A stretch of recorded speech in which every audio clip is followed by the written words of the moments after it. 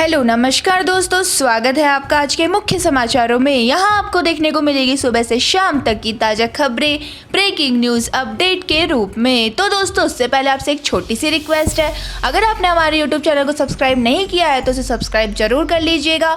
तो चलो दोस्तों शुरू करते हैं आज के पहले मुख्य समाचार। पाकिस्तान ने ड्रोन के जरिए टिफिन में भरकर भेजे टाइमर वाले बम, बीएसएफ ने नाकाम की साजिश। तो दोस्तों भारत का पड़ोसी देश पाकिस्तान अपनी नापाक हरकतों से बाज नहीं आ रहा है। पाकिस्तान बार बार कभी कश्मीर तो कभी पंजाब और राजस्थान में बॉर्डर से सटे इलाकों में ड्रोन के जरिए साजिश रचता रहता है। तो दोस्तों ताजा मामला कश्मीर के कनाचक इलाके का है। तो दोस्तों यहाँ बीएसएफ ने टिफिन बॉक्स के अंदर से आईईडी बरामद किए हैं, जिसमें अलग अलग समय के लिए टाइमर सेट किया गया था। हालांकि समय रहते बीएसएफ ने उसे निष्क्रिय कर दिया है। तो दोस्तों बीएसएफ ने कल रात करीब 11 बजे कनाचक इलाके में एक ड्रोन गतिविधि देखी थी और उस पर गोलियां चलाई। इस घटना के तुरंत बाद पुलिस बल को तैनात किया गया और ड्रोन विरोध एसओपी का पालन किया गया। तो दोस्तों बीएसएफ ने बताया कि ड्रोन से जुड़े पेलोड को नीचे लाया गया। पेलोड में बच्चों के टिफिन बॉक्स के अंदर 3 चुंबकीय आईईडी पैक किए गए थे।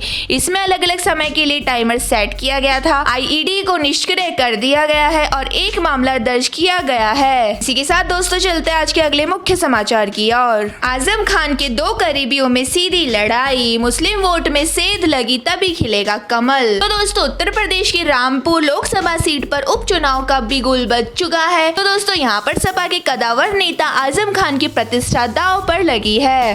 तो दोस्तों बीजेपी से घनश्याम सिंह लोधी किस्मत आजमा रहे हैं, तो सपा से आसिम राजा चुनावी मैदान में उतरे हैं। तो दोस्तों आपको बता दें कि बीजेपी से चुनाव लड़ रहे लोधी कभी आजम खान के करीब थे तो कभी आसिम राजा साए की तरह उनके साथ रहते हैं। तो दोस्तों रामपुर उपचुनाव में बसपा और कांग्रेस के मैदान में ना उतरने से मुकाबला बीजेपी और सपा के बीच सिमट गया है। यहाँ पर आजम खान के 2 करीबी नेताओं के बीच सीधी लड़ाई है। ऐसे में मुस्लिम वोटों में सेंध मारी के बिना रामपुर में बीजेपी का कमल खिलना मुश्किल है। दोस्तों आपको बता दें कि रामपुर में मुस्लिम वोटों के बिखराव में ही बीजेपी ने जीत का स्वाद चखा है। चाहे 1991 का लोकसभा चुनाव रहा हो या फिर 1998 2014 का संसदीय चुनाव, इससे साफ जाहिर है कि रामपुर में मुस्लिम मतदाता किंग मेकर की भूमिका में है। ऐसे में रामपुर लोकसभा उपचुनाव में बसपा और कांग्रेस के ना उतरने से सपा के लिए बाक ओवर नजर आ रहा है। तो दोस्तों बीजेपी के लिए सियासी चुनौती खड़ी हो गई है। इसी के साथ दोस्तों चलते हैं आज के अगले मुख्य समाचार की ओर। फिर बढ़ने लगा कोरोना, इस राज्य ने बढ़ाई चिंता, इस बार मिल रहे खतरनाक वेरिएंट के मरीज। तो दोस्तों कुछ दिनों की राहत के बाद कोरोना वायरस ने एक बार फिर से परेशानी बढ़ा दी है। महाराष्ट्र में कोविड-19 के केस में तेजी से बढ़ोतरी हो रही है। तो दोस्तों रविवार को यहाँ 1036 लोगों में कोरोना की पुष्टि हुई थी।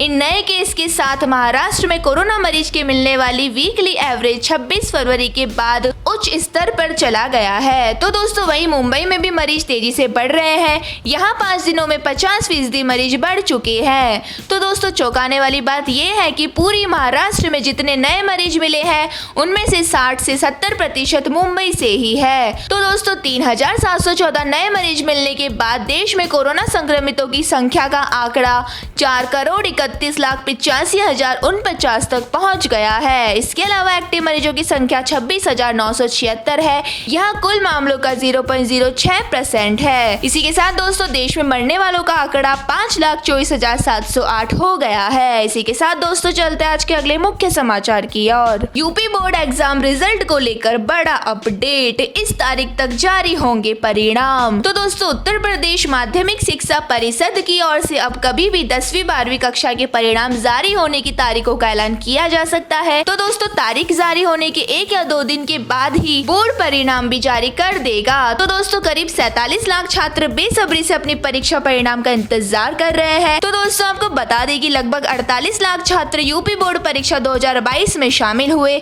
जिसमें 27,81,654 254 परीक्षार्थी हाई स्कूल के थे और 24,11,035 परीक्षार्थी इंटरमीडिएट यानी कक्षा 12वीं के थे। तो दोस्तों यूपीएमएसपी की ओर से अब तक परिणाम को लेकर आधिकारिक तारीख तो जारी नहीं की गई है। हालांकि दोस्तों बताया जा रहा है कि परिणाम गुरुवार 9 जून को जारी कर दिया जाएगा। इसी के साथ दोस्तों चलते हैं आज के अगले मुख्य समाचार की ओर। आरबीआई के ऐलान से पहले ही महंगा होने लगा कर्ज, इन 3 बैंकों ने आज बढ़ा दी ब्याज दरें।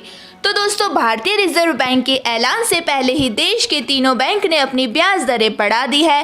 कैनरा बैंक, एचडीएफसी बैंक और करूर वैश्य बैंक ने अपनी ब्याज दरों में इजाफा किया है। तो दोस्तों आपको बता दें कि कैनरा बैंक ने 1 साल के फंड के लिए MCLR को 0.05% से बढ़ाकर 7.40% कर दिया है। वहीं 6 महीने के लिए इस रेट को 7.30% से बढ़ाकर 7.35% तक कर दिया गया है। इसी के साथ दोस्तों चलते हैं आज के अगले मुख्य समाचार की ओर। 12 और उपद्रवी गिरफ्तार, अब तक 50 गिरफ्तारियां, आज जारी होगा दूसरा पोस्टर। तो दोस्तों कानपुर में हुई हिंसा और बवाल के मामले में पुलिस की तरफ से पत्थरबाजों और उपद्रवियों के पोस्टर जारी करने का असर दिखाई देने लगा है। पोस्टर चप्पा होने के बाद पत्थरबाज खुद सरेंडर कर रहे हैं। तो दोस्तों हिंसा में शामिल एक आरोपी ने सोमवार देर रात खुद को करनेलगंज थाने में सरेंडर किया है। इसके अलावा मंगलवार को 12 आरोपी और गिरफ्तार किए गए हैं। तो दोस्तों अब तक कुल 50 लोगों को गिरफ्तार किया जा चुका है। तो दोस्तों आपको बता दें कि कानपुर में हिंसा के बाद पुलिस का एक्शन लगातार जारी है। पुलिस दबिश देकर आरोपियों की गिरफ्तारी में जुटी है। अब तक 40 लोगों के पोस्टर लगाए गए हैं।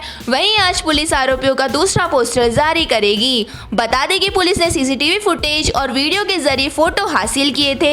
इन फोटो के जरिए उन सभी लोगों को पहचानने का काम किया जा रहा है। इसी के साथ दोस्तों चलते हैं आज के अगले मुख्य समाचार की ओर। 2 मुठभेड़ों में 3 आतंकी ढेर, विजय कुमार के हत्यारों की भी तलाश। तो दोस्तों जम्मू कश्मीर के कुपवाड़ा और सोपोर में अलग अलग 2 एनकाउंटरों में सुरक्षा बलों ने 3 आतंकियों को ढेर कर बड़ी कामयाबी हासिल की है। एक आतंकवादी सोपोर में मुठभेड़ के दौरान ढेर हुआ।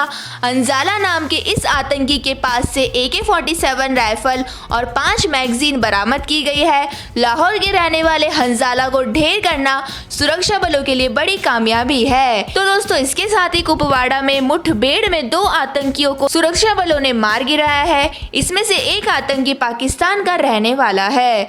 तो दोस्तों इसके साथ ही सुरक्षा बलों ने कश्मीरी पंडित राहुल भट्ट और एक्टर आमरीन भट्ट की हत्या का बदला ले लिया है। कश्मीर पुलिस के आईजी विजय कुमार ने कहा है कि कश्मीरी पंडित राहुल भट्ट की हत्या में शामिल 2 आतंकियों में से एक को ढेर कर दिया गया है। एक अभी बचा है और सुरक्षा बल उसकी तलाश में जुट गए हैं। तो दोस्तों उनकी भी जल्दी गिरफ्तारी की जाएगी या फिर एनकाउंटर में मारा जाएगा। इसी के साथ दोस्तों चलते हैं आज के अगले मुख्य समाचार की ओर। पंजाब मान सरकार का बड़ा एक्शन, भ्रष्टाचार मामले में पूर्व कांग्रेस मंत्री धर्मसोत गिरफ्तार। तो दोस्तों पंजाब के सत्कर्ता ब्यूरो ने भ्रष्टाचार के मामले में कांग्रेस के वरिष्ठ नेता पूर्व मंत्री साधु सिंह धर्मसोत को गिरफ्तार किया है। धर्मसोत की गिरफ्तारी मंगलवार तड़के की गई है। तो दोस्तों उन्होंने पूर्व मुख्यमंत्री कैप्टन अमरिंदर सिंह के मंत्रिमंडल में वन और समाज कल्याण विभाग के मंत्री के रूप में कार्य किया था।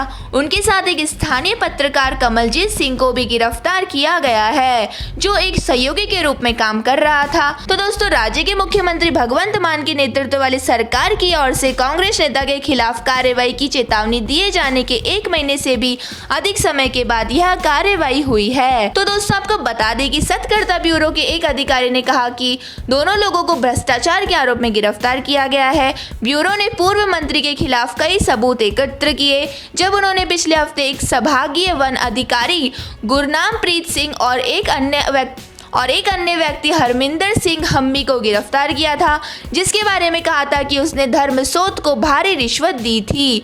हम्मी कमलजीत के जरिए धर्मसोत को रिश्वत दे रहा था। तो दोस्तों रिपोर्ट के मुताबिक सत्कर्ता ब्यूरो के एक अधिकारी ने कहा कि दोनों लोगों को भ्रष्टाचार के आरोप में गिरफ्तार किया गया है।